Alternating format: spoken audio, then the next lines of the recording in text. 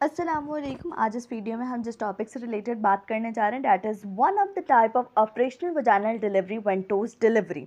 सबसे पहले बात करते हैं कि ऑपरेशनल वजाइनल डिलीवरी क्या होती है। सो ये वजाइनल डिलीवरी ही है जिसमें हम किसी इंस्ट्रूमेंट को यूज़ करेंगे जिससे कि फॉर्सेप या वैक्यूम एक्सट्रैक्टर।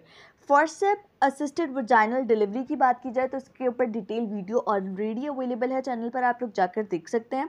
इस वीडियो में हम वेंटोस डिलीवरी की बात करेंगे जो कि वैक्यूम एक्सट्रैक्शन डिलीवरी भी कहलाती है। इसमें क्या होगा, वैक्यूम डिवाइस के ज़रिए से हम बेबी की डिलीवरी करवाएंगे। अब प्रिंसिपल की बात की जाए वेंटोस डिलीवरी की, सो ये नेगेटिव प्रेशर क्रिएट करता है और उस प्रेशर के ज़रिए जो फीटल स्कैल्प है वो सक्ड आउट होता है into the cup of the vacuum. So pressure कितना जनरेट हो रहा होता है 0.8 kg पर सेंटीमीटर स्क्वायर, या मर्क्यूरी की बात की जाए तो 500 to 600 मर्क्यूरी।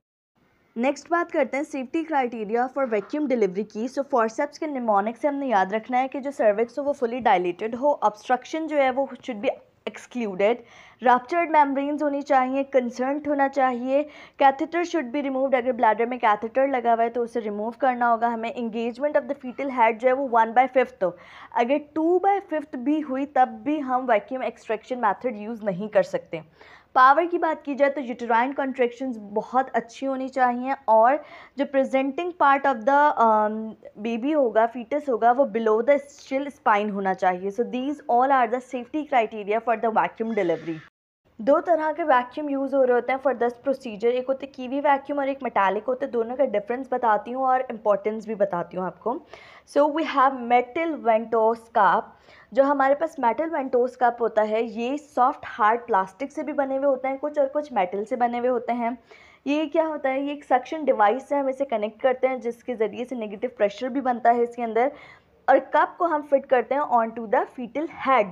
और उसके बाद जो कॉन्ट्रैक्शंस होती हैं, uterine contractions during the labour, उसके साथ साथ ऑब्स्टेट्रिशियन जो है इस कप को जेंटली पुल करेंगे ताकि हमारे पास फीटल हेड की डिलीवरी हो।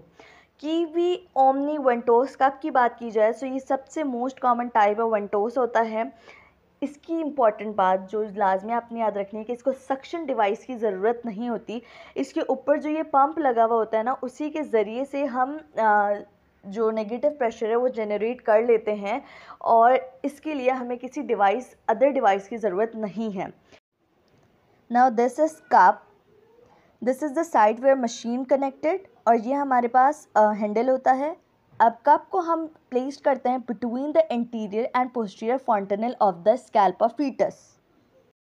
अब अगर बात की जाए indication of the ventouse delivery, जो कि आपने लाजमी याद रखना है कि अगर सेकेंड स्टेज ऑफ लेबर में डिले है, फीटल डिस्ट्रेस हो रहा है in the second stage, maternal conditions like cardiac respiratory disorders हो रहे हैं, या severe anaemia, so these all are the indications कि हमें वेंटोस एक्सट्रैक्शन मेथड को यूज़ करके बेबी को डिलीवर करवाना होगा।